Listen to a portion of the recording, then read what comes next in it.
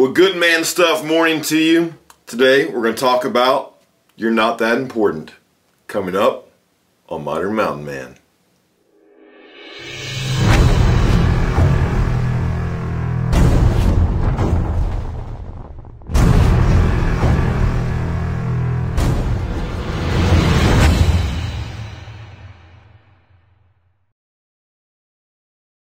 A couple weeks ago we began this study on Richard Rohr's The Return of Adam. It discusses the 5 promises of male initiation, and basically what Richard Rohr has done is he's spent his life studying the processes of male initiation. In other words, the processes where other cultures have brought young boys into the tribe of men, say, you're now a man, that you've passed these tests or you've accomplished these goals. And across the gambit of all the traditions of different cultures, he really boiled them down to 5 messages men were speaking to the young men that we were inviting into the tribe. And today we're going to be talking about the message of you're not that important. You know, it's funny, as I've been studying this book and I will read the chapters or titles or highlights or quotes to my wife, she just thinks they're so hilarious because, you know, the girl books are always like, you're so precious and you're special. And here these books are like, you're not that important, you're gonna die. Anyhow, we're gonna jump into you aren't important. One of the things when this chapter he's boiling down, he says, you know, that there's gotta be someone in your life that is reinforcing the message to you that you're not that important. And in fact, on page 54 he says this: it takes a master to teach you that you are not that important, otherwise painful life situations have to dismantle you brick by brick, decade by decade. In fact, he quotes some scripture here where God, Yahweh, is speaking to Jeremiah the prophet, and he tells him, your job, this is Jeremiah's job description as a master, as a leader, as a influencer in his culture. It says, your job is to take apart, demolish, and then start over, building and planting anew. One of the reasons why prophets like Jeremiah or the Messiah, Jesus, one of the reasons why their messages tends to be so difficult for us is this duality of the you're not that important, yet at the same time speaking to us our incredible unearned importance. There's a role of deconstruction and reconstruction, tearing down the small self and saying you're not that important, yet at the same time you have immense importance and you play a crucial role. And the reason why that message of you're not that important can be announced is the same ones who are in our lives, these masters, these leaders, these sage, the guru, whatever you want to call them, the man that's in your life that is there to initiate you into manhood and announce the message to you that you're not that important. The reason why they have the authority, the ability, and the grace to extend the you're not that important message is because out of the same mouth they have the message of your infinite importance, the greatness that is within you, and the greatness that is unearned. Grace. You know, we talk about grace and mercy. Mercy is when you do not receive a thing that you deserve. In other words, you got caught, you deserve punishment, but mercy says, I'm not going to give you the thing that you don't deserve. Grace is something similar, but almost opposite.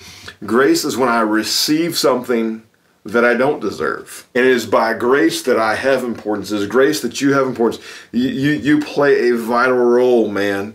Sir, you have an importance, but it's an unearned importance. It is created within you, and it is gifted to you by your Creator. Page 55, he says, maybe the reason why we cannot speak the first truth, the you're not that important, is that we no longer believe the second truth of your infinite and unearned importance. When we are initiated and there's someone, a master in our life they really are helping bring us into masculinity, and we stand in their presence and in their counsel and in their wisdom, there's this feeling of unimportance yet ultimate importance. When I was in college and I studied adolescent psychology, and there's an aspect of adolescent psychology called egocentrism. Now, just sort of a surface level explanation of egocentrism, it's something that children have that we should grow out of. The problem is, a lot of times we don't, because we have not been taught these messages. But egocentrism, just a bird's eye view of what that looks like, is this. Your imagination is almost like you're in a television show, and you're the main character, and everyone's watching you. But what the egocentric adolescent doesn't realize is his brother, his sister, his friend, his classmate are also egocentric, and they all think that I'm the main character of a television show and everybody's watching me. And what happens is we all kind of bumble through life as an adolescent thinking that we're so important and everyone's focused on me and everyone's paying attention to me, so much so that we don't pay attention to the other person who's thinking that we're paying attention to them. Let me read what he says to us about egocentrism, and particularly as it regards to our youth culture here in the West. We are inflating the youthful ego in ways that will not serve them well during the rest of their life. In relationships, in marriage, in future jobs performance, surely not in the search of God. Western and comfortable people everywhere have a strong sense of deserved entitlement.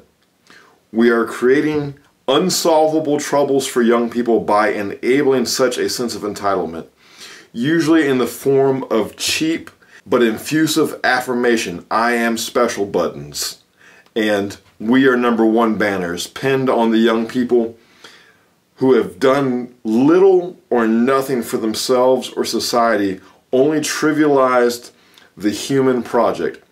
It dumbs the whole thing down to an embarrassing and finally unworthy image of their real dignity and possibility.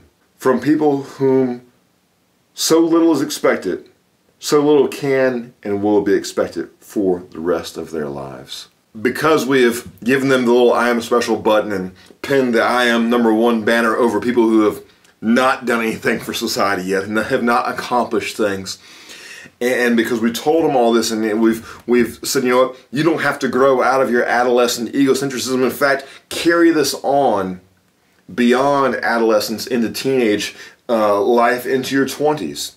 You know, the whole concept of young adulthood is a new sociological concept. There was an even break between childhood and adulthood. There was no gap time between. Adolescence is a newer development in the human project. And because of this, we've told people they're important before they've done anything. And because we've given them a false sense of importance, they never realize their true importance. And what we end up creating is people you can't speak wisdom to. We create people who cannot be corrected. We create people whose opinion is so important that everyone's opinion is equally valid and equally right, even when these right opinions contradict one another. Well, live your truth.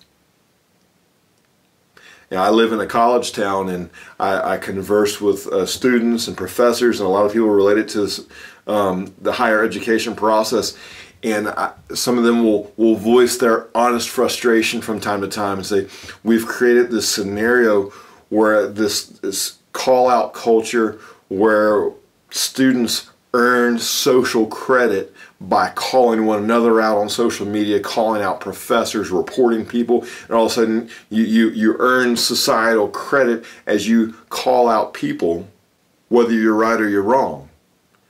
And what ends up happening is you create a situation of safe spaces and all this sort of stuff, and you've got professors who now, instead of teaching to the most reasonable person in the room, they have to teach to the most easily offended, because they have this level of entitlement that people have allowed to proliferate in their life and have never called them out and said, you're not that important, yet at the same time you have an incredible unearned importance that we need to move you into your actual importance in life. Gentlemen, once again, the title is hilarious. You're not that important. but it is a vital message for us to receive because you are important. We have to speak to our small self, to our adolescent ego, to our entitlement, and say to that part of you, you're not that important, because God's grace in your life, the plan for you, the purpose, the importance to your family, your importance to society, you are vital, you are important. But your small self needs to realize, I'm not that important. This is an important message for us to receive so that you and I can be correctable, so that you and I can receive wisdom, so that you and I don't walk around with a false sense of entitlement. It's an important message for us to receive, but it is also, men, it is an important message for us to pass on to our sons, to our brothers, to those who come after us. So I wanted to encourage you today, tell you you're not that important, but you are. God bless you, and go take your mountain.